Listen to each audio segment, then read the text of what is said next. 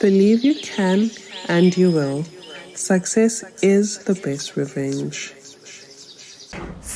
Hello everybody, it is your girl once again, Unompumelelo Success Wagwa Mashinini, also known as Mbumses of the Masiphumelelo Movement podcast. And today, everybody, as you can see, I'm excited to Gabinshi. I've got a beautiful guest sitting with me, and she is a 20. I wish. Okay. No, she is a 34-year-old force of a woman who was born and bred in Durban, completed her primary and high school there, but later went to the University of Pretoria to complete her bachelor's degree in economics, and therefore spent most of her young adult life in the city.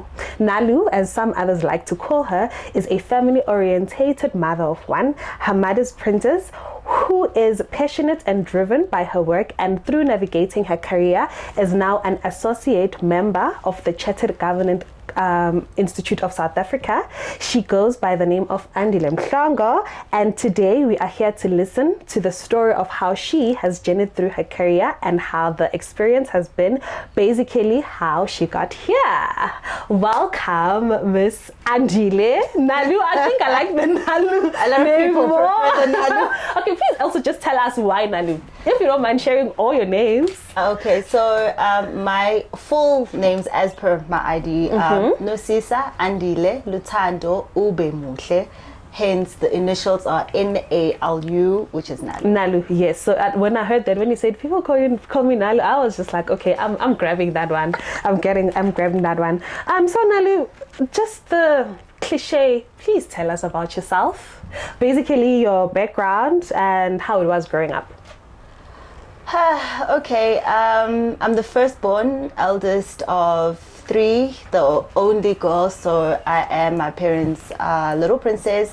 I grew up very spoiled. I got everything I wanted. Like you've already said, I was born and raised in Durban, KwaZulu-Natal. I then moved to Pretoria to do my undergrad at the University of Pretoria. This was like what? 2009. When I saw that, I was like, I was in grade 7. Yes, they fly by. Yeah. And then after that, I did my honors through UNISA, also in economics. And then I started working, and I was kind of thrust into the world of governance. I fell in love with it, and in order for me to progress in that career, I kind of needed to go back to school, which is what I did. I then registered at Sijisa, did my board exams, and the rest is history, and here we are. Here we are, okay. But like, so you said you were spoiled. That's rare for like a firstborn to be spoiled. Those are normally, rare. Yeah, firstborns are normally deputy parents. Like I am a deputy parent, but I think what made me spoiled is that I'm the only girl. Oh, so you have brothers, I've got 2 younger brothers. 2 younger brothers. Yeah. So my parents really went out of their way to make sure that they gave me everything I want. My mom had a saying, we want to give you everything that you want so that you don't grow up and think that when a man does things for you, it's like the world's best thing. Oh, yes. Yeah. I think that's also the best advice, especially if you're a daughter, that your mother can give to you, really. Yeah. Okay, that's nice. But also, what's the age gap between you and your brothers? Because maybe also you were spoiled because there was a little bit of space in between. No, not at all. So Uspe is the second born. There is 1 year, 5 month gap between us. So my mom was quick with it. She didn't play games. That was like too quick. I thought maybe it was 9 years. No, so for the first 9 years, I was being still spoiled. a baby when that lady decided to fall pregnant again. So like we're very close. He's like, yeah, without him, I don't know how life would be. Don't you guys fight? We used to when we were younger, like physically. So now now when people see us, he looks older than me. So people who don't know us think that he's the eldest and then I follow him, and I think he prefers it that way. It's better. It's better that way. He wants better rights it doesn't have. Listen, we don't fine. agree. Let's leave it. And then Asanda is my mommy's last born, and there's a 5 year gap. Yeah, 5 year. Okay, gap. so it's, none of it is bad at all. No, not at all. Did you guys have like the wrestling vibes? Because I feel like wrestling fueled the physical. We had with Spare. Not so much with Asanda. Asanda was mommy's little teddy bear, you know, that perfect little child that didn't cry. That's what they called him. You know, like he was that child. So yeah, he was very lazy. But we in Spare, we fought a lot. And yes, when WWE became a thing, we would do the wrestling things. And mom was like, 619 Rey Mysterio. That used to be my favorite. All of it. Yeah, okay, that's interesting. And then, but I'm interested in knowing what kind of like learner were you? Like, were you the teacher's pet? Okay. Yeah. Okay, but that was obvious. I think having seen you, why did I even ask? Listen, I was a teacher's pet. You know that child that sits like right in the front of every class with their back straight up. You were those. Yes, and when the teacher's like, your posture, you guys need to sit properly. Look at Andile. Look at how Andile is sitting. This is how you need to sit. That was me. That was that girl. The example, the one that we didn't like. Yeah, and I didn't care also because my grades were way up there and I needed to keep them there. So it's like you were like the high grades since primary, high school, everywhere, even varsity. Okay, no, not so much in varsity. Varsity life happened. We'll get there. Okay, we'll get there when it's time. Okay.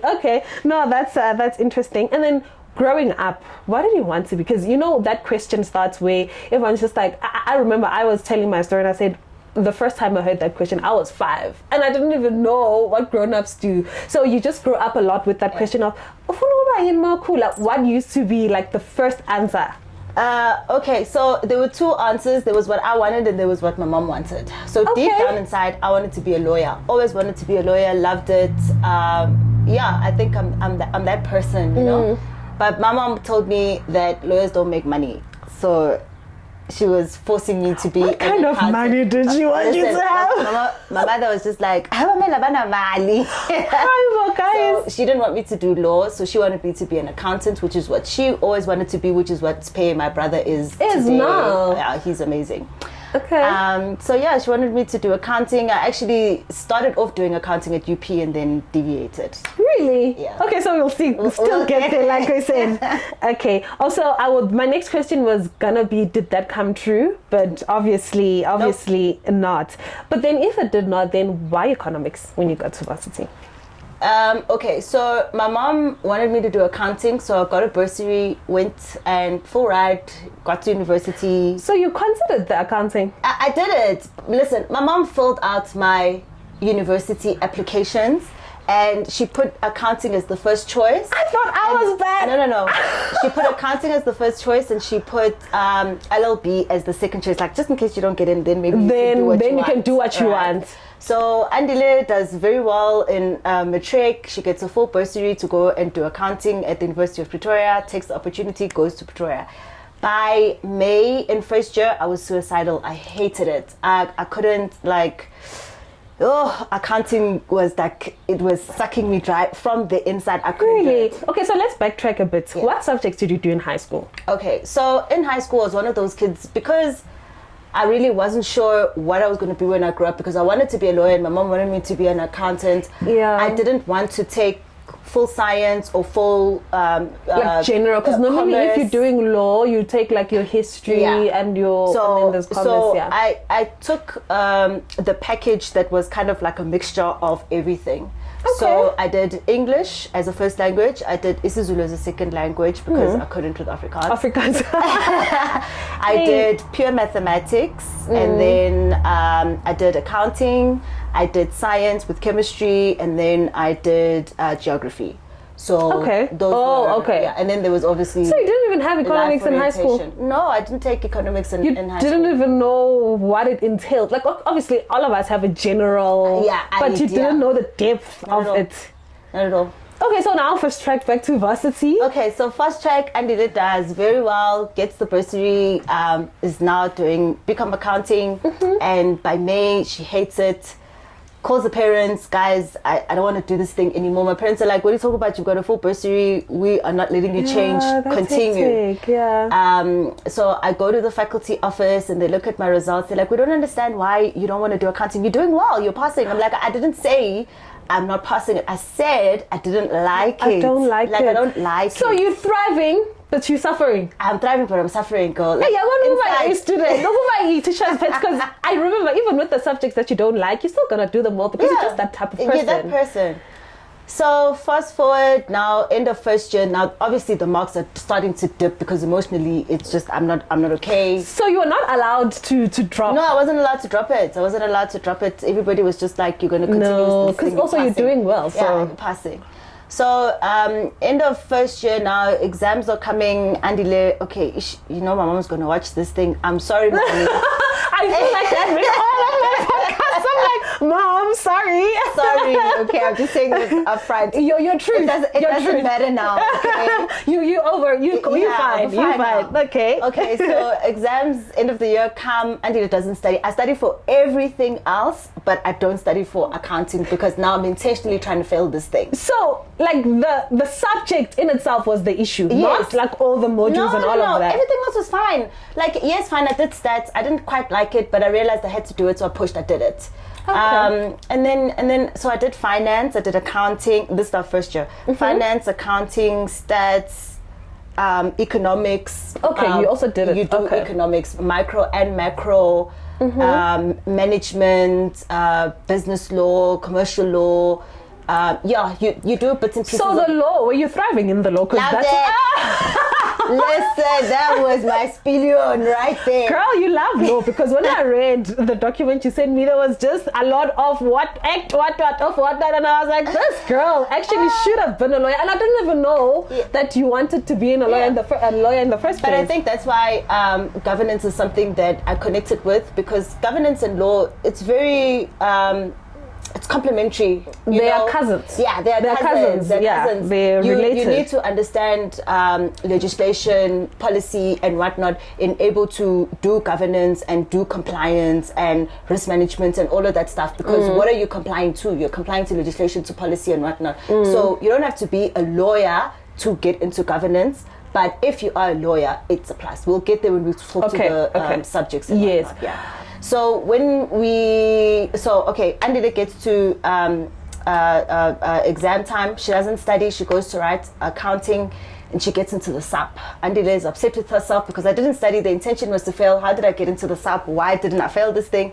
So I go and I write the SAP, and now I fail for real because now it's a SAP. The SAPs are like, you know. Oh yes. So now I fail, and then now I failed. So now I can't continue to second year. So either I'm repeating first year or I'm changing. So that's where economics then came in, because it was one of the options I was given to say, you can do economics, you can do this, you can do this. I was like, okay, tick, I'm taking economics. So they credited me for everything first year. So second year I went straight into second year economics, and that's how I went into the economics stream. But now with all of this happening, what's happening to your bursary? Is it in place? Are they saying no? It fell off. I had to pay them back. So the bursary is only for accounting. If you study accounting, the bursary was only for accounting. So when I changed, it fell off, and I needed to pay them back for first year. And then with what money, ma'am? Because I had to work and I had to pay them back. Your parents were like, no. Okay, so in first year, if you fail, they convert the money that you owe to the bursary scheme. They convert it to a NSFAS loan. Oh, so when you start working, you then repay NSFAS. Oh, okay. So that when I started working, you. I then repaid NSFAS. Oh, okay. Makes sense. For year 2 and year 3, my parents were absolutely livid, but then they had to get a student loan for me to do second and third year. Oh, okay. But being a parent, though, look, you.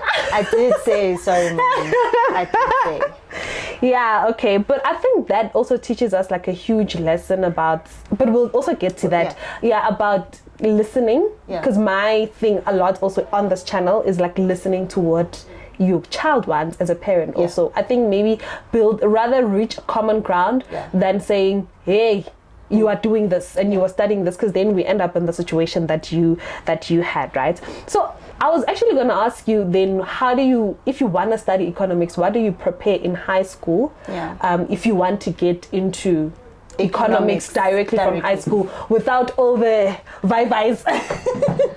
All right, so in order for you to get into a become economics degree, you need your English, you need your pure mathematics.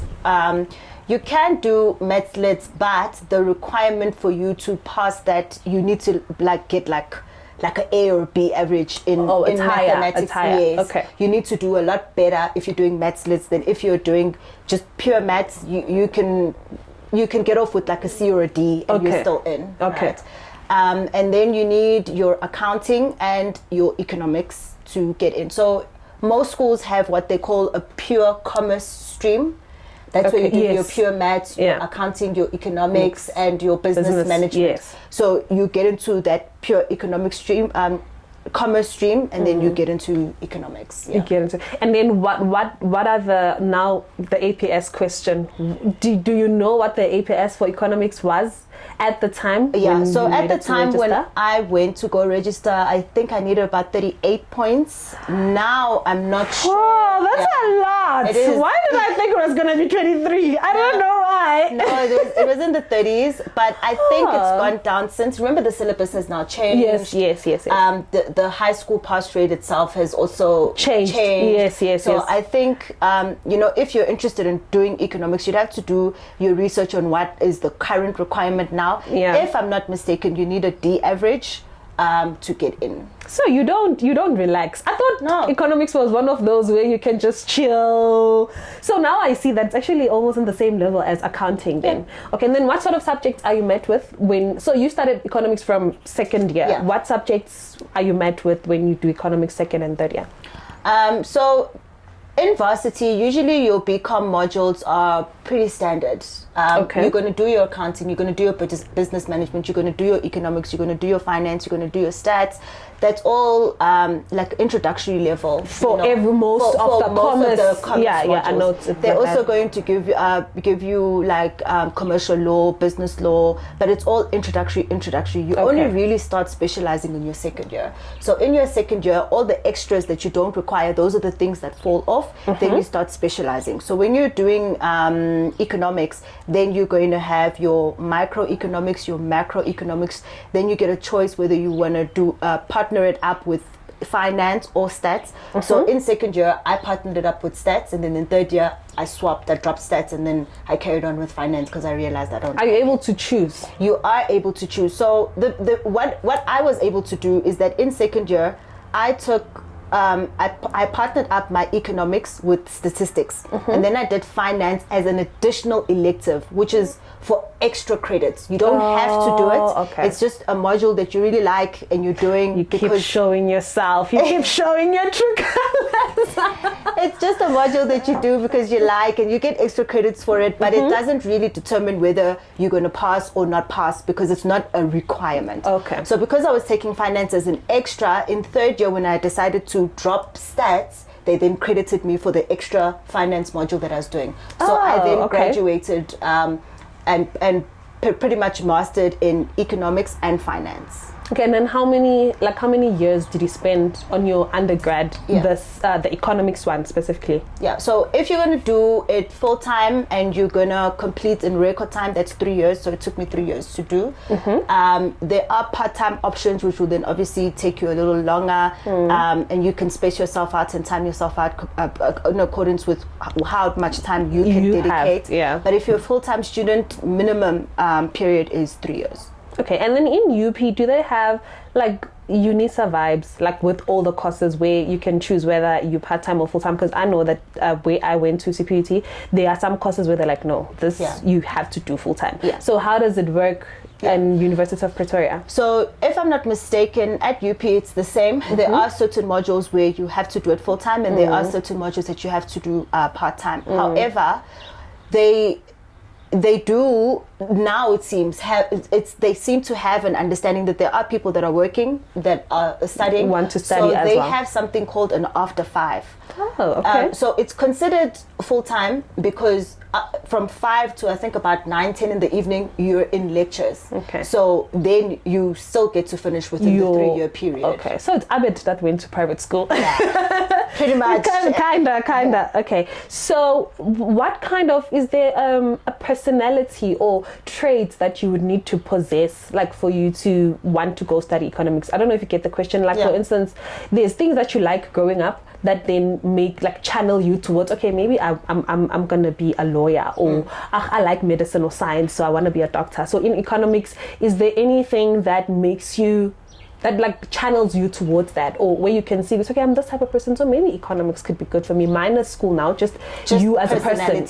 Personality. I think, okay, I never wanted to be an economist. It's something I fell into. But having done the modules and now understanding what being an economist is about, you need to be very analytical. Okay. You need to be able to question something, analyze it, and then come up with an answer. You know, for example, you're going to be doing graphs. When you're looking at a graph, you're looking at a picture. You need to understand what the graph is saying. What is happening to your demand curve? What's happening to your supply? For example, petrol is going up, right? If petrol is going up and they tell you Tuesday night the petrol prices are going up, you know Tuesday before midnight the demand for petrol is going up. So that's every true. petrol station you go to, the lines full, are long. Yes. You understand, it's a supply and demand and a pricing, and so it's in just you understanding the basics about life. Okay. If a boy's not giving you attention, it's probably going to make you want him more. Economics. Okay, start preaching, ma'am. Okay, so that's interesting. So you have to be a curious person also. I can imagine that as well. And then what do economists do? Like I always ask myself this question, so I'm glad I have someone to ask now. Like, what, you study economics and then what? Yeah, so like I was saying to you with the petrol prices, it's you being able to sit and analyze the market and see if there's a war happening in this country, how is it going to affect the rand-dollar exchange, or whatever the exchange rate is.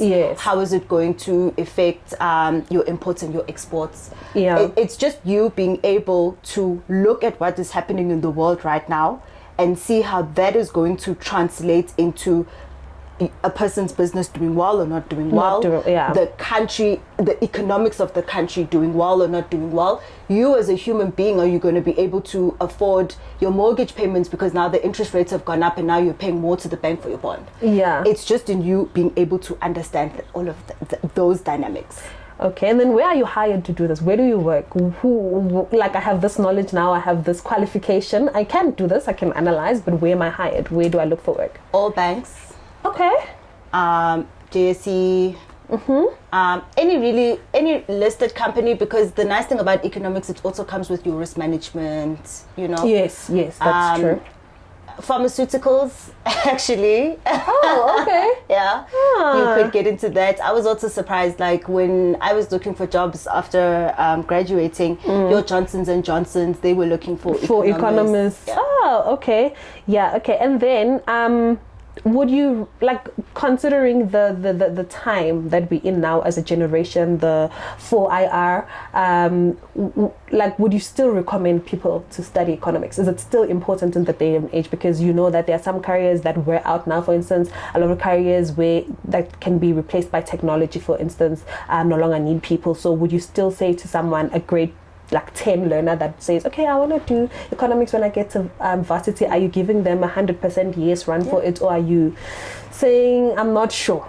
No, definitely. If it's something that appeals to you, thumbs up. It's still a very a good career to go into. The only thing about economics that I always say to anybody who's interested in going into it is you need to know that an undergrad is not sufficient for you to land a good job with economics. Okay. If you want to be an economist, you have to tell yourself that you are pushing it to the limit. So when you're done doing your undergrad, go and do your honors. Otherwise, you're going to be stuck at a certain ground ceiling. level. Yeah. So that's the only thing. So you need to be someone who loves going to school, because if you think that once you have the piece of paper that says you've got a degree that you're done, you're not going to get very far. Yeah, so you basically also have to be an academic of some sort and ambitious to try and push the ceiling and push yourself up. Okay, that's very interesting. And then what were like challenges for you on the doing economics? Because with accounting we hear you didn't like it and all of that, but once you got into economics, what was it hard? Was it doable? Was it just okay? Were you not frowning? It's okay, I don't even want to be here, but now I'm here, now I have to do. What was happening? How was it for you? Okay, so for me, in making the decision to branch off to economics, is because I really enjoyed economics. Both macro and micro, I loved it. In first year when we were still being introduced to it. Okay. So I had absolutely no issues with economics in second and third year. Even when I went to do my honors, I still really enjoyed it. The only issue I had with the modules is the stats part of it, because remember I said to you, you have to couple it with something. Something else. You don't just do pure economics. Okay. And in most universities, I know, especially like UKZN, they force you to couple it with stats. So there's something called economics, where you have the option of coupling it with finance, or and then there's something called econometrics, which is like economics and mathematics like in one. And now I see most of the universities have kind of changed the syllabus to kind of force students to do more the econometrics part of it. Okay. Like at UKZN, you are not accepted to do honors there if you haven't coupled your economics with stats. Oh, okay. So if it was me doing economics now, I wouldn't enjoy it because I didn't enjoy the stats part of it. Oh, okay. All right. Yeah, no, me and stats, we were not friends. But the rest of it was fine. Loved everything else. And then, how were you passing? Were you passing well? I was passing well. And the rents, what were they saying? Were they not softened? No. That? So my mom was comfortable with what I was studying, because my mom she was an economics teacher, so she knows and understands what I can do with my degree, and she was comfortable with that. The person who was not comfortable, so my mom was just upset about the money part of things, right? It was just the money that upset your mom wanted money. My mom was only upset about the money part of things, but she didn't mind me having changed to economics. My dad was the one who was concerned about economics, because I remember he asked me, manje mntanam uzosebenza happy with this thing, that's with the this degree question that you decided, because he didn't know, he didn't understand. I was just like, Dad, don't worry, like I won't be jobless, like just let me do it, I'll be fine. Yeah. And then what misconceptions, actually that's the next question, what misconceptions do people normally have when you say I did economics or whatever? What's the first thing they say? For instance, if you say I work at Spur, people are going to be like, oh, patela ma reefs. It's like, even if you clean at Spur or whatever. So what's the first thing people normally say about economics when you say, I studied economics? Actually, nothing, because it's usually, I studied economics, but I'm a company secretary now. Okay. Yeah, so I never get that question, because usually if people ask me about what I studied or what I do, as much as the economics part of it comes in, but it always jumps to I'm a company secretary now, then people are more interested in what I'm doing now, wanting to know, so it what's jumps happening? over. Yeah, it jumps over. So the economics part of it, as much as I studied it, not once did I work like genza umsebenzi of an economist. Oh, okay. So, because also you told me about it, but I also didn't ask you about the economy. I asked you about governance, because you speak so much about governance. Yeah, because that's my life. Okay. So please name for us one varsity high and varsity low for you.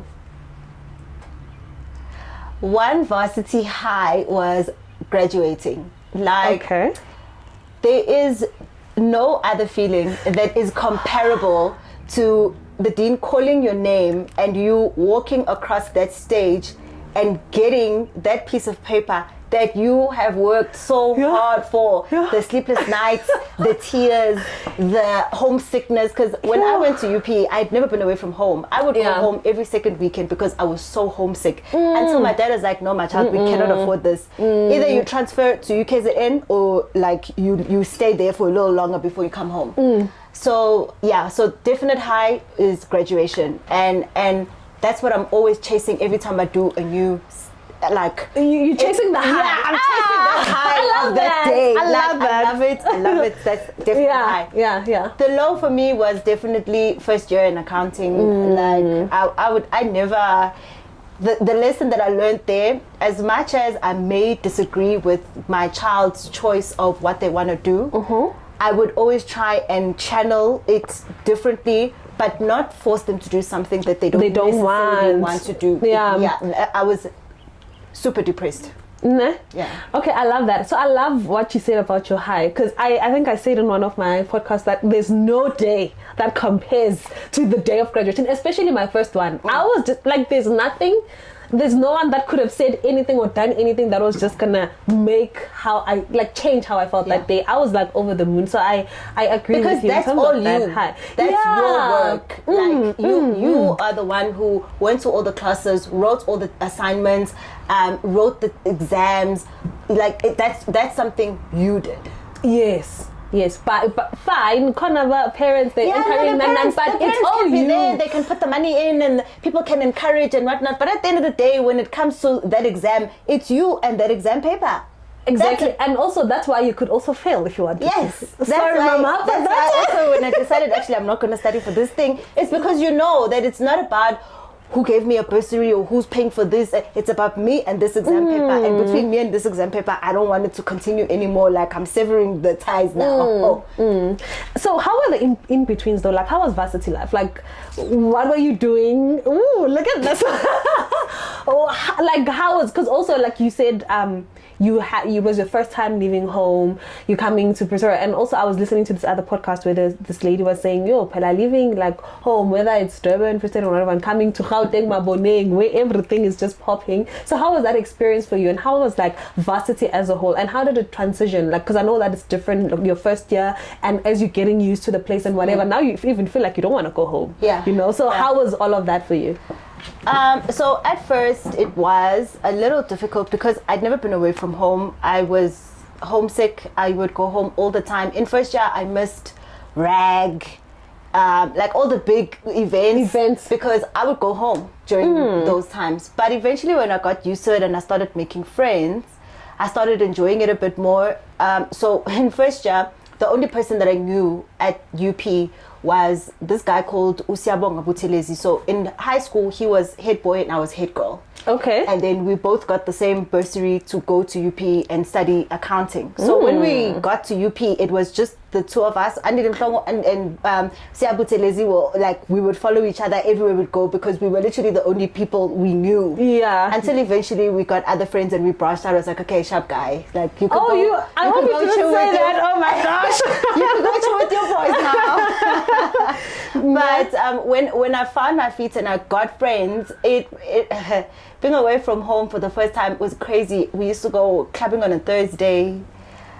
We would walk back into varsity when the kids are going to get breakfast and we were coming back from the club. Like first year it was crazy. It allows you. It allows you. But the nice thing about it is that after a while, if it kind of settles and calms down and you get over it. So by the time I was in third year, yes, I was still going out, but like I wasn't in the club on a Thursday anymore, And I knew, okay, this weekend, no matter who calls and says what, it's me and the books in Yafunda because in Yapal. Yes. In first year, it's a little tricky to say no. Like you'll be sitting there preparing for Uyapala and somebody goes, no, let's just go to this place quickly, it's going to be, and then next thing you come back at 3 a.m. and Uyapala. Yes. So it's about finding the balance. But I always say to people, do things at the right time, because if you don't party and go crazy in varsity, you're going to do it when you've got a husband and a wife, because you missed the opportunity to do it back then. Now you're doing it in an inappropriate time, and people are going to look at you like, why are you acting like a child all of a sudden when now you've actually got responsibility? When you're now an economist and then now you're just being funny and not being responsible. I think what makes me happy I don't know about your story and glad is that it's like you're telling my story. It's like literally everything you've said, same. Like I just feel like saying same. Everything that you're saying. So I like that. And then, what happened after you done? You graduated. Because also that period can also be a bit puzzling, because like, okay, you had that high, but now you also still need to start being serious and get into this thing, your life. So what happened after, like? All right, so after graduating from University of Pretoria, Andile goes back home to Durban. Okay. Is applying for jobs, and everybody is like, okay, great, your marks are great, you have the degree, but we need someone with an honors, so send us your details once you're done with your honors. So my mom was like, okay, it means you have to do your honors. So my mom and I went to UNISA, registered. Okay, so first I went to UKZN, and UKZN turned me down because I didn't partner my economics with stats. Okay. I had partnered my economics with finance. So they were like, no, sorry, we can't help you. So somebody said, no, go to UNISA. UNISA does take people who don't partner economics up with stats. Oh, that's so I went nice. to UNISA, they accepted me. So I started doing my honors through them. I was home for about 6 months, because then I got a job at the Department of Human Settlements in Pietermaritzburg, office of the HOD. So they were looking for economics graduates to be in the office of the HOD at Human Settlements to kind of assist the HOD with economics related matters but had to do with housing. Oh, okay. But that that makes sense. So so I started working there. I think it was June 2012. But I didn't stay there long. I got a job at Municipal Demarcation Board in November that same year. Oh, okay. And yeah. Then but now, aren't you confused now? Because you have to, because you were just in this, like at this point where you were feeling like, okay, I have to go back for the honors in order for me to thrive where I want. But now also getting jobs, aren't you having a mind that's saying, nah, no, leave the honors, let's I'm working now, I'm fine? No, so okay, I'm the type of person, like whatever I start, I finish. You have to finish it. So I had started the honors, I was going to finish it, despite me having gotten a job or not, I was going to finish it. And when I got the job at Human Settlements, yes, it was for economics graduates. But when I got there, I realized it was more governance. Okay. And that's where I actually started being introduced to the governance part of life. And then when I moved over to Municipal Demarcation Board, I was doing administration and governance, but governance like, being thrown in the deep end of something. Yes. Because at the time they were restructuring, redoing their structure. They had a board and someone was assisting their board, but they didn't have a company secretary. So they had created the position, but they were still trying to figure out how they were going to go about filling it. Yeah. So Andile comes in at that point where there's a transition, and Andile starts doing the work of this position. And I did that for 6 years. And when they were trying to fill the position, I remember I wanted to apply for it, and the CEO at that time sat me down and was like, Andile, you're great. You've been doing this thing for 6 years. We really appreciate you, but we need someone with the qualification, and you're not qualified. So if you apply for this thing, we're not even going to shortlist you. As much as you've been doing it, and it's been great, but you don't qualify. So how about you go and you study for this thing?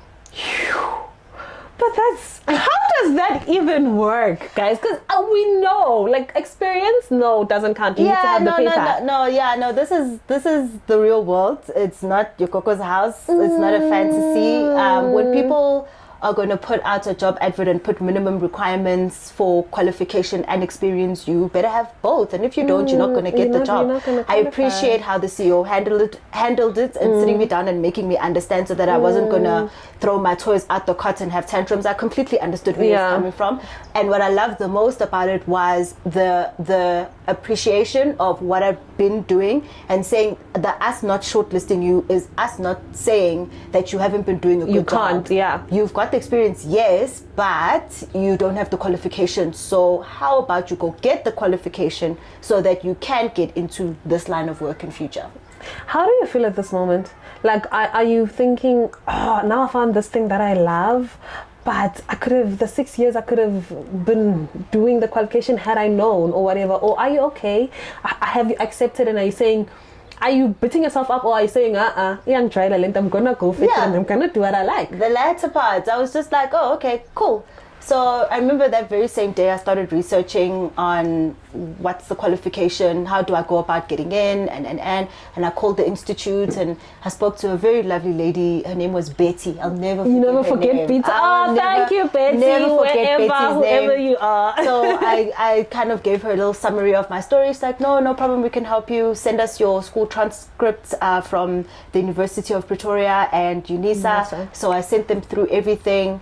And she sent me back a cute little letter telling me that I received a full exemption. So when you're doing governance, there's an undergrad part of it, and when you're done with the undergrad part of it, you go to the board exams. Okay. But you can bypass the undergrad part of it and go straight into your board exams, which is what they allowed me to do because of my degree and honors. So I called the institute and I spoke to Betty, and Betty kind of explained the whole process to me. She asked me to send her through my transcripts from UP and UNISA. I did that, and then she sent me a cute letter telling me that I'd received a full exemption for the degree part of the governance qualification, and that I was accepted directly to the board exams.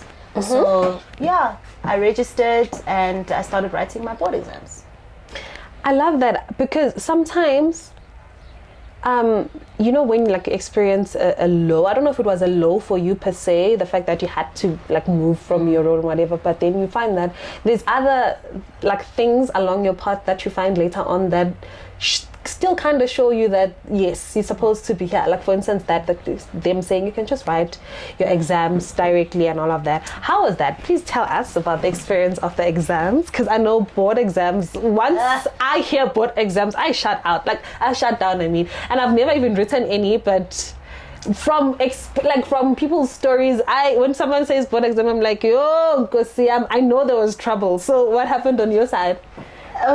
Okay, so I chose to do my board exams through SIGISA, which is the Corporate Governance Institute of Southern Africa. When you do them, it's like studying through UNISA. You don't have classes, lectures, or anything. It's mostly self-study. They do have a list of accredited tutors that can help you out, but I never really used them.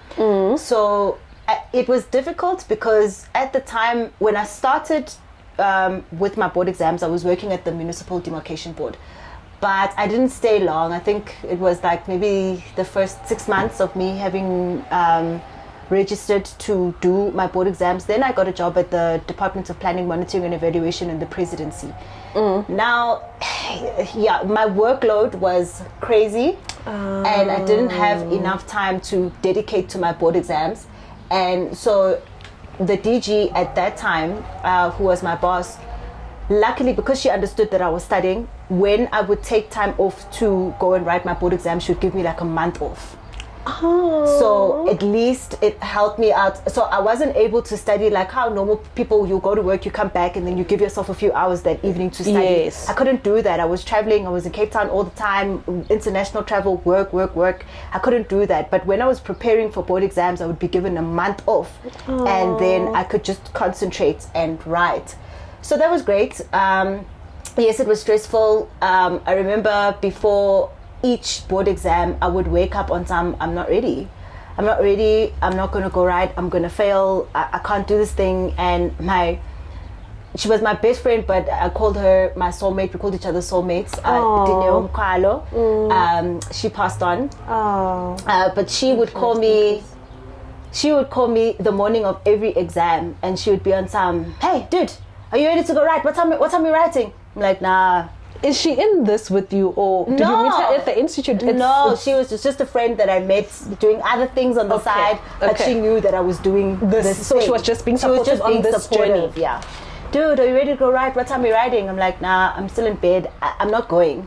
I'm not ready. I feel like I'm going to fail. She's like, girl, get yourself out of bed.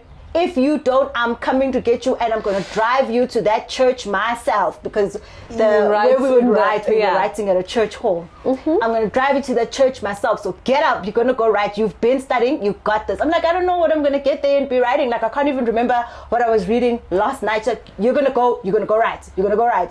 So she used to give me that pep talk before every board exam.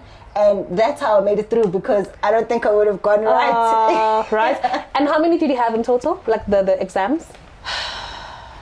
I wrote over, I think it was 2.5 years. So they have 2 sittings a year. You either write in May or you write in October. But because I was trying to push, I would write both in May and in October. Okay. So I would do 2 in May, 2 in October, 2 the following May, 2 in October, and then I did another 2. So 2, 4, 6, 8, about 10. Why did I think a board exam is just one thing you write, you pass, you go? Yeah, so it depends. I think, I'm not sure about the others. I think like for the law and the accounting, it might be like one big sitting. Ours, it's broken down. Like today you're going to write finance. Then the following day you're going to write secretary, what. Then you're going to go write governance. Then you're going to write risk management. Then you're going to write something else. So they are broken down into, But what board exams are these exactly? What's the title? What are you writing for or to become?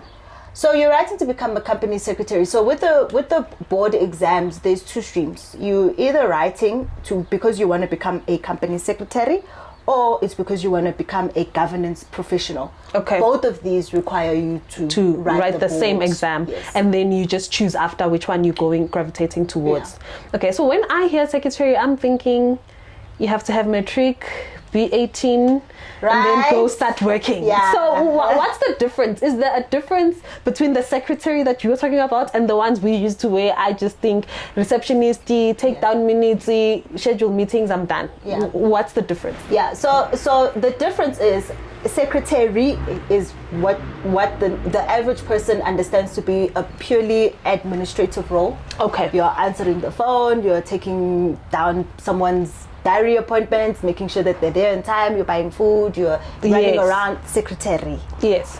What we are is secretariat. Okay. This is the first time I hear this. So the difference now is a secretariat is making sure that the meeting itself is scheduled, the boardroom is booked, there's food, and then the agenda is ready, the agenda items, the submissions have been submitted, the submissions are in line with legislation and policy and what the board wants and the delegation of authority. And then the day of the meeting, you make sure there's a quorum, meaning there's enough people for you to take place. Because if there's not, you're going to sit there for a whole day, have a meeting, people are going to take decisions only for the decision to be null and void. Yeah. Right? Yeah. So you're the ones that are saying, hold on, we don't have a quorum, we need one more member to join or whatever. You're the ones that are making sure, have they declared conflicts of interest? If they've declared a conflict of interest, you have to recuse yourself, because if you don't recuse yourself, now that becomes a big issue. The minutes are done, and when the minutes are done, the resolutions are taken in a manner that is required, right? Yes. So you're not just saying the board decided that they're going to buy a kettle. Yeah. Are they allowed to buy the kettle? What does the legislation say? What's the price of the kettle? Because if the kettle exceeds a certain price, then somebody else needs to make the decision. You understand? So it's in you making sure that everything is in line and in order. Yeah. Right. And then it's just also doing the secretary part of it, which is what I was saying in the beginning part of it. When you are setting up the meeting, make sure that your boardroom is booked and. But the secretariat part of it is your role in the meeting now. You're the one who's saying, no, guys, actually, you can't decide on whether you are buying a white kettle. Your decision is merely limited to the number.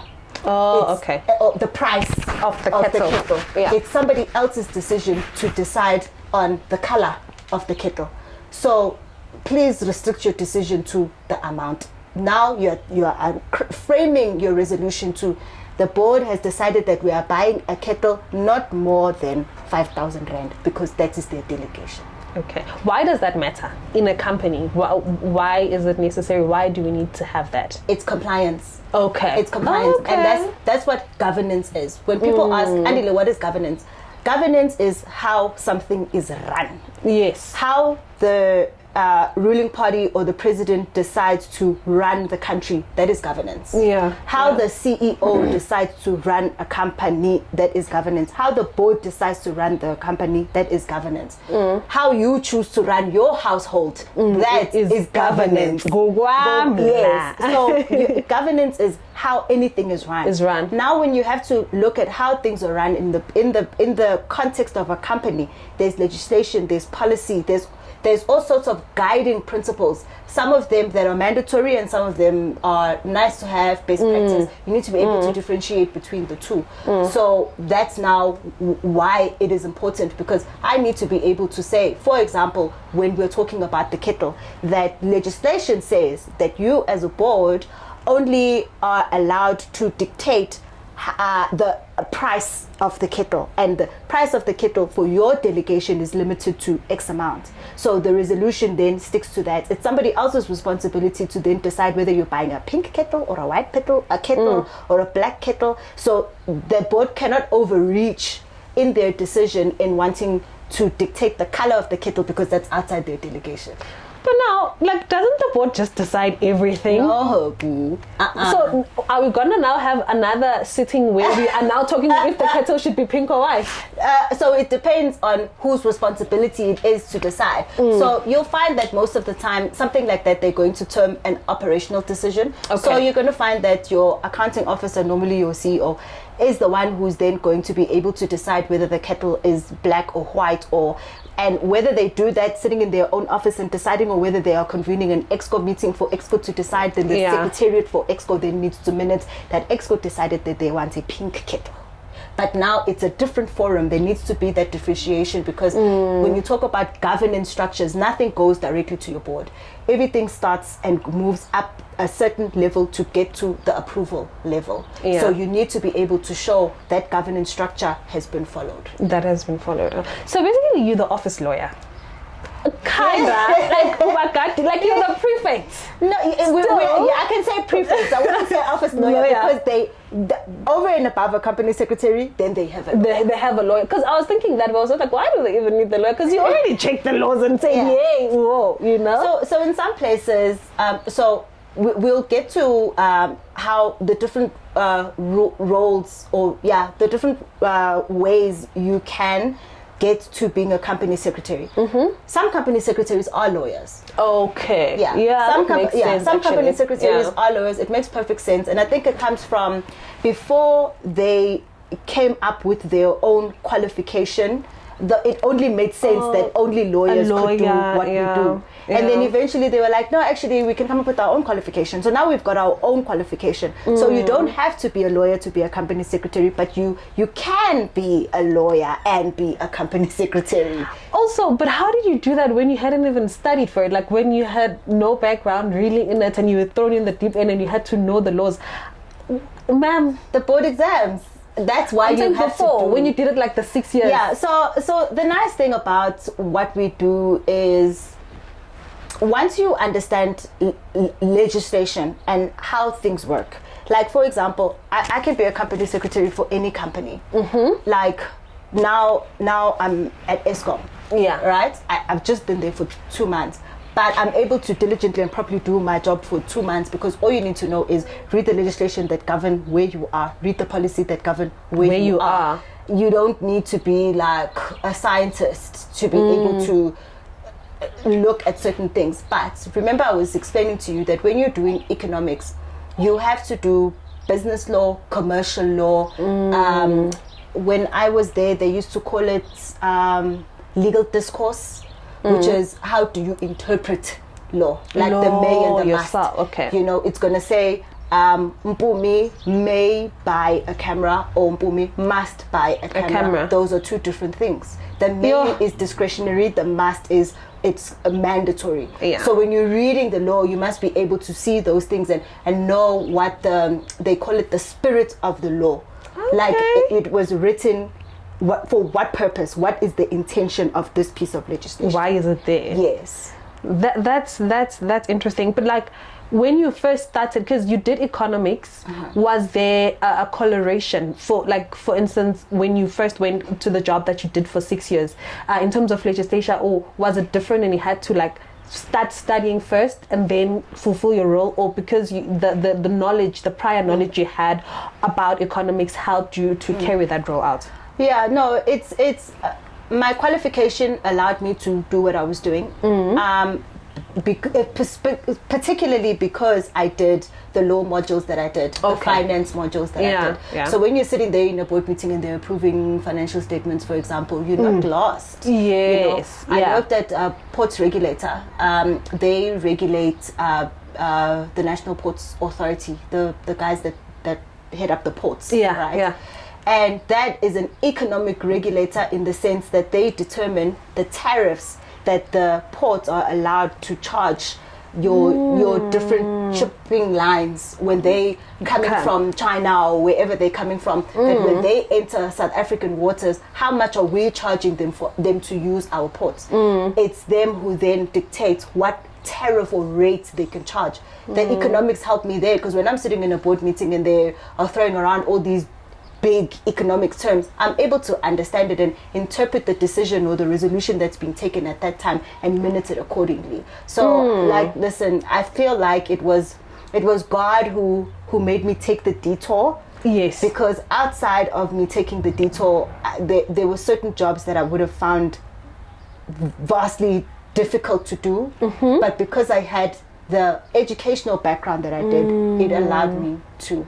So I don't have a problem with the fact that I didn't take the straight route to get to where I am. Because there is a straight route. I went the long way around. Yeah, but I think that's why I said to you earlier that like all things just work together for good for those who love the Lord, like you're saying, Guti. We are there, and I think because I also took it like that. We say, okay, fine, you can have the details, but the lessons that you keep learning from that and the knowledge. For instance, they say knowledge is wasted or whatever, because whatever you acquire, it carries you to wherever you're going. Yeah. So how was it now? Like now that we're here, how is it going? How are you loving everything? How do you feel? How are you? How is it? Listen, I love it, and you know, when you decide to do your board exams and become a company secretary, you must know that you are special. Okay. Like there's not a lot of us, and like sitting here, I am a governance, compliance, and a risk specialist, and it's a very nice mix to have. And over and above that, I'm an economist, you know, right? Which is like it's weird. It's not a mix that a lot of people have. So I find myself being able to go into a work situation and like fit right in and understand and get it. And it takes me a lot like a shorter time than somebody else who has a pure governance background to come in and be able to just do as you do it as quickly as you're able to do it. Okay, I love that. And then I just want to ask, how did your personal life affect your career and studies as well, in any sense, in any way? I think we've heard a part of it already where you were saying parents were weighing in and friends as well that were helping you, but like just generally, what were the things in life specifically that were either weighing you down or lifting you up throughout your studies as well as your career? Yeah. So with the studies, I think the difficult thing about it was when I decided to take the detour, it was people not understanding where the detour was going to lead. Okay. Right? And obviously it caused some doubts within me as well. Yeah. But when I started working and I could see, there's momentum here, it's going, and I've moved from one job to another and another, and I can see the natural progression of my career. I would say now, being an adult and having been doing it, the only thing is being a company secretary is it's very time consuming, and yes, fine, the work that we do is very cyclical, right? Board and committees or decisions need to be taken at a specific time of the year as legislated, right? Yes. So you know exactly at what point your busy periods are and at what point your quieter periods are going to be. Yeah. And it's important now, for example, as a mother, there'd be times where I would be sitting with my child and we'd be out on a cute little girl date, and my boss is going to call on some, listen, you have to publish the pack. And now we've got to go home, and I've got to hand her over to the nanny, and I've got to start working. And so the only thing that I need to find a balance with now is time and being able to balance being a mom and work. Yeah. Because now, like, my child knows, like, when she sees me packing my bags, because I used to travel quite a lot in my previous life, and every time she sees me packing my bag, she goes, "Mommy, are you going to work?" Like, every time she sees me packing my bag, I'm going to work, because she's conditioned to know that mommy is always working. Mommy's always going somewhere. Mommy's always coming back, and when she comes back, she opens her laptop. She's even asked me for a laptop. I don't know why she knows what a laptop is. She's 2. But she's away. She's away because mommy has a laptop and mommy's always on a laptop. Using the laptop. Okay, so please do tell us one career high and one career low now. The career high, I would say, was getting the offer for my previous job, ports regulator. Okay. For me, that was a high because, you know, when you make up your mind about what you want to do and you start to see your career progressing in a certain way, Yeah. you have your own milestones of, I want to be able to do this by this time and do this and do that and do that. So with the company secretaries, there's a natural progression to how you get to being a company secretary. You work as an administrator, you do the minutes, maybe you then become an assistant, then you become a deputy, then you become a company secretary. Yeah. Right? There's that natural progression. And with me, I hit the natural progression very quickly, and I became a company secretary way faster than what I thought it would be. I only thought I was gonna be a company secretary in my 40s. I was like, yeah, no, by 40, you know. And then here I am being offered a company secretary position at like 31. You know, I'm just like, you know, so I had imposter syndrome going into it. I thought maybe, I'm not ready, you know. But I got there, and yes, fine, it had its own ups and downs and its own politics, but I loved it. I was able to prove to myself that I can do it, and I am ready, you know. And now I'm where I am, and like, it's so great. That experience that I had is helping me push through and do things that I really shouldn't be able to do at my age. Yes. You know? Yes. And yeah, so that was absolute high. The high. The low, every time I have to leave my child and travel, that is a low. For you. Every time. Every time. And like you don't now, want that, it's her birthday on the 18th of October. It's a Friday. I have a board meeting, boo. That day, so you can't I can't be with her. So I've had to move her birthday celebrations to the weekend after. So those are the sacrifices that we have to do. And you can't move a board meeting because your child has a birthday. No, you can't do that. Can't. No. So yeah, so that's the low of what we do. That comes with a lot of sacrifices, a lot of time, but I love it. Okay, and if you don't mind, tell us about your little one and how her presence in your life has changed your outlook in life in general. I had to ask this because I knew this is how you're gonna feel. Okay, so my little angel, her name is Kayimbe Asandagahle Tandulwetu Kalane. So you did a lot of names thing on her too. Three. Like still, that's like, you were supposed to just give her one. Never. And her initials are Kat. K-A-T. Oh, so they also spell something. Also, you can just say Kat to her. Yeah. Oh, that's nice. So Kayimbe means warrior in Persian. Yes. Okay. Oh, a little warrior. Yeah. That's why she knows what a laptop is. She knows what a laptop. She will always know everything before her time. Yeah. So she is 2 turning 3 next month. Yeah. Love of my life, super smart, super empathetic, like, beautiful baby girl. I don't know, like, yes, I know and remember my life before her, but like my life became like complete when she came around. Bundle of joy. You know, like just you know, it's like I was born to be a mother. Like I realized it with her. It's like, you know what, God is just like, when the right time comes, you're going to see why you exist, and she is why I exist. And so what about her existing changed like your outlook on life? You know, I don't know whether it's like this for everybody. I don't know. She's my first. Yeah. But it was such a natural shift. Just being protective. Like I had a difficult pregnancy. Let's start there. Yeah. So I did the home pregnancy testing, and then I went to the doctor. They did the blood test, and then I had to go to the doctor for the scan. And when I went to the doctor for the first time for the scan, he sat me down and he said, "We need to terminate." I was like, "What?" He was like, "No, your heart's not sounding great. We need to terminate." So I have a heart condition. I was born with a hole in one of my main arteries. So when I was pregnant, obviously my heart was taking strain because your heart is not beating for two. So my doctor was just like, "Nah, man, like, oh my word, your heart's not sounding great, and I don't keep patients like you. Like you guys die on the operating table. You're not gonna mess up my stats like that. Like I can't." Really? And I was just like, "Well, I'm not terminating. I'm having this child. So baby. How are we going to do this thing?" Because I wanted him specifically because he was very old doctor, very seasoned.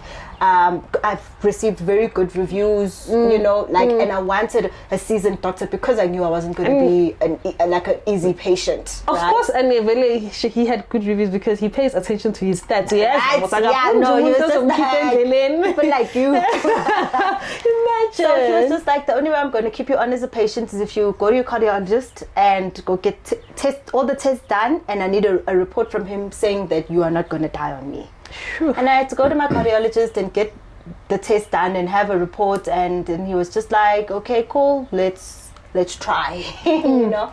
And so I carried to full term, and immediately when I heard her cry, because when we were rolled into the operating, you're gonna make me cry. What's wrong with you? When we were rolled into the operating room, there was a whole ICU team waiting to catch her because they thought that she was just not going to happen. Medical attention. Okay. And she came out crying and breathing on her own, and like they were so bored. They were so bored. Was they it were just like, like Kaimbe, a they little were so warrior. Bored. My goodness. It was just like, okay, she's okay. She's okay.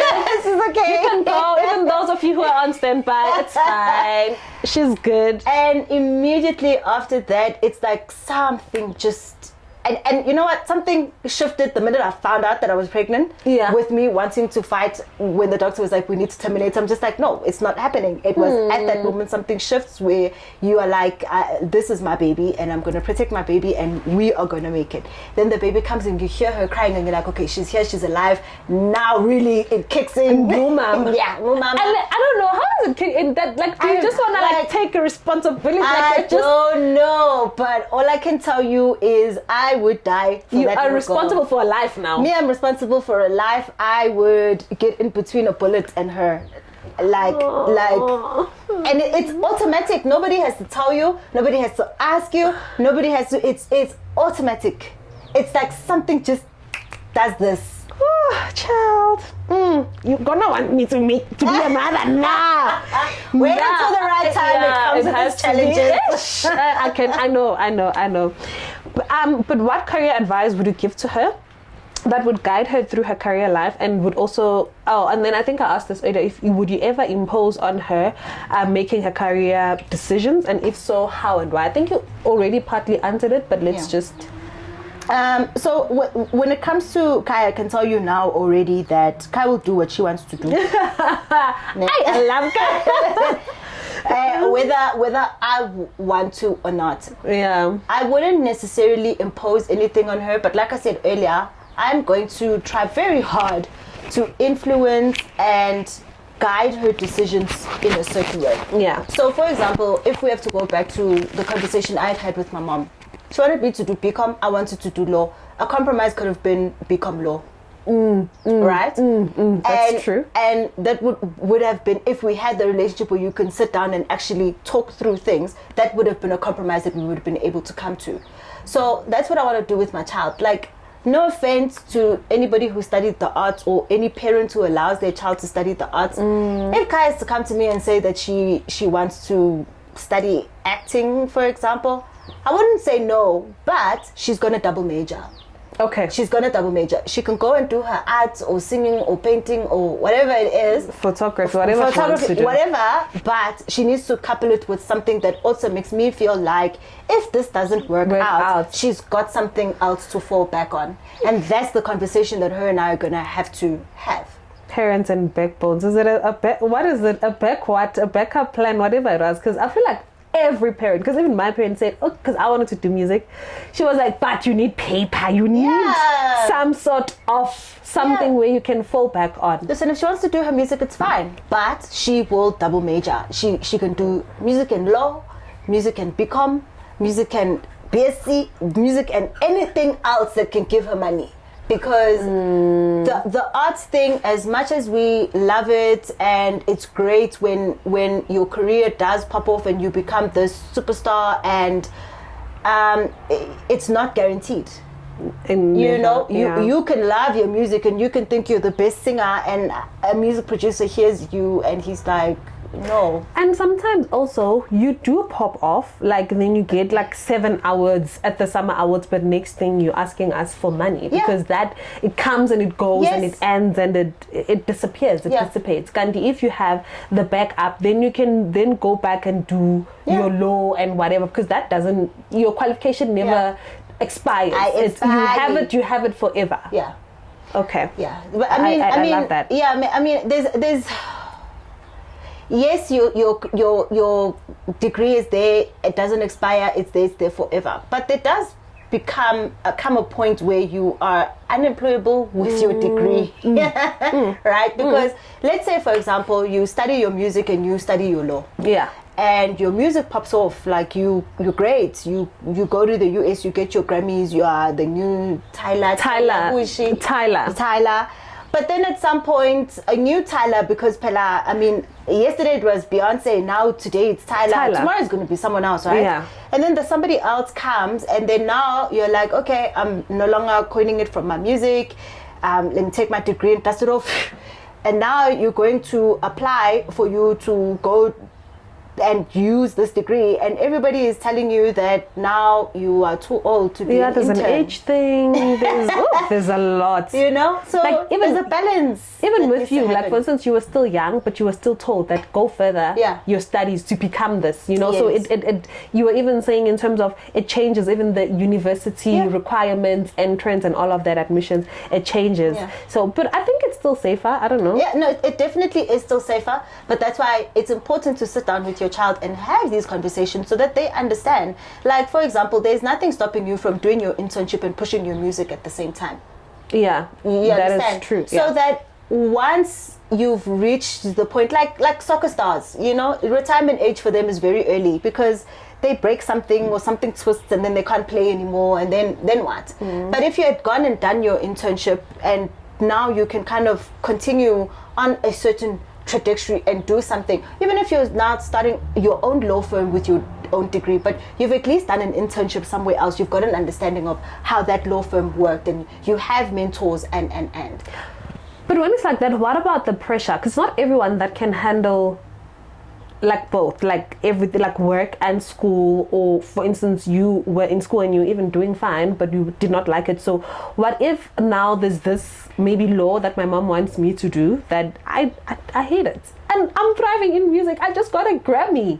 How do you balance it? Because it becomes crazy. You are traveling, you are, or because I think I have this belief, which at the end of the day you'll end up, maybe not for everyone, but you'll end up where you need to be. Like you're saying, I'm okay with my story, even with the detours. So I just feel like at the end of the day, we can have this conversation, but you'll end up where you need to be. But I'm just asking Jay in terms of like the pressure, Uguti, what if you can balance? Then it's fine wherever you fall to, as long as she's making money. Like your mom being okay with everything now. Yeah, no, listen, like for example, having that conversation with my child. Yeah. Yes, I want her to be happy, but I also need her to be self-sufficient. There's no way she's going to still be 30 years old and I'm still paying supporting for her. Like, her there's no and way, everything. Right? Yeah. So I don't think that God would ever put anything on your plate that you cannot handle. Yeah. Yeah. So if you're saying you want to have the music and God gave you a mother like me, you're going to be able to handle the pressure. But it's also constantly having those conversations with your child and realizing when they're drowning and being supportive and seeing how you can help. And I mean, like, I decided to go work and be in school, right? When I first started my honors, I was just purely focusing on school.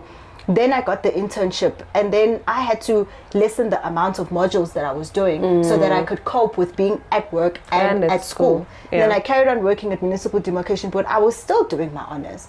And then eventually I then went back to school to do my board exams. Other people you can do your board exams in a year. I split mine up in 2.5 years because I was working. I was doing 2 per sitting. You can do half in May and half in October. Oh, and didn't just do it in one sitting. But because I was working full time and I was traveling quite a bit, I spaced it out in a way that I could be able to have manageable chunks. So you can do that as well. You balance. You can basically find a balance. Yeah. Okay, and then if you were to look back at young Nalu or Andile and give her general life advice and a compliment, so one advice and one compliment, what would those be?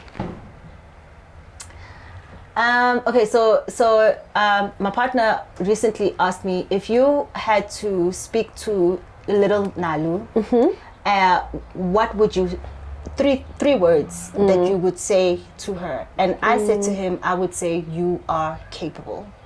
Because I feel like going through everything now with my life story, being told, no, you can't be a lawyer, lawyers don't make money.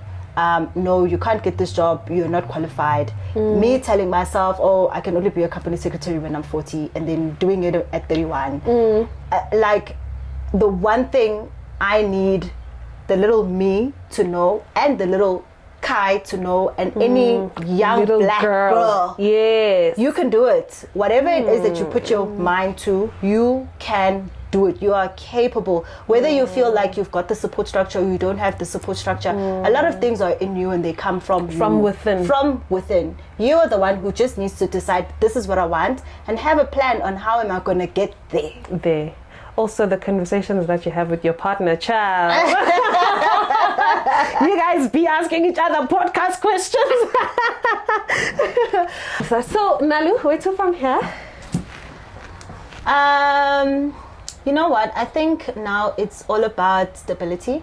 Okay. I've gone through my 20s and up till now where it was about building and growing and growing and growing and growing. Now I just want to be stable. I've just relocated from Durban, back in the big city. We're doing this addictive, guys, Gauteng.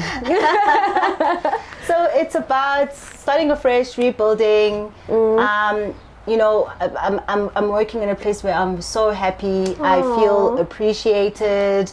I feel like I'm adding value. Aww. I feel like I'm needed. And it's just about solid ground now. Yeah, solid ground, especially for my daughter. And yeah, just being happy. I think, like I was saying before, the 20s and now it was about building, and there was no real time to be happy because it was always looking forward to the next thing, the next job, how much more money am I going to get, the bigger house, a better car, you know, this and that, and a new job, and the next qualification. Now it's like I've gotten all of it, and now I just want to be happy and and enjoy what you've worked building. You have to finally officially eat, you know, and be happy and enjoy it. You know, eating is one thing, savor it. Actually taste it. Good. Oh, there's some garlic, there's some, and let it nourish your body and feel, not just gobbling. Okay, all the next time. meal. That's where I am now. Now I just actually want to enjoy my life. I love that, and I wish you all the best. Thank you. Yeah, and then where can we get a hold of you? Socials, LinkedIn, wherever, where someone just wants to see whatever, they're interested in you, they're like, I love this lady, I want to the inspiration. When can they get a hold of you? I have a LinkedIn page, but it's not active. You know, a guy started using LinkedIn as like a mini dating professional professional Really? dating site. Hey, because they're everywhere. Listen, I got offered. I'm no longer on LinkedIn. Like if you find me there, it's an old profile. It's not active. Okay. Don't. Okay. So I am on Facebook. Andy Andi Mapri Mapree Mhlongo, and Instagram Andy Mhlongo. Okay. Thank you so much, Andy, for coming to grace our podcast. I hope you enjoyed. I had an amazing time. Actually, I wanted to ask more questions. Like I have, but I wanted to add more. But I'm like, okay, let's try and keep it to what we need to keep it to. So thank you so much for agreeing to come and for looking as beautiful as you do and for teaching us all the important lessons that you've taught us. We really appreciate it. Thank you so much for having Thank me. you. Good luck to everybody.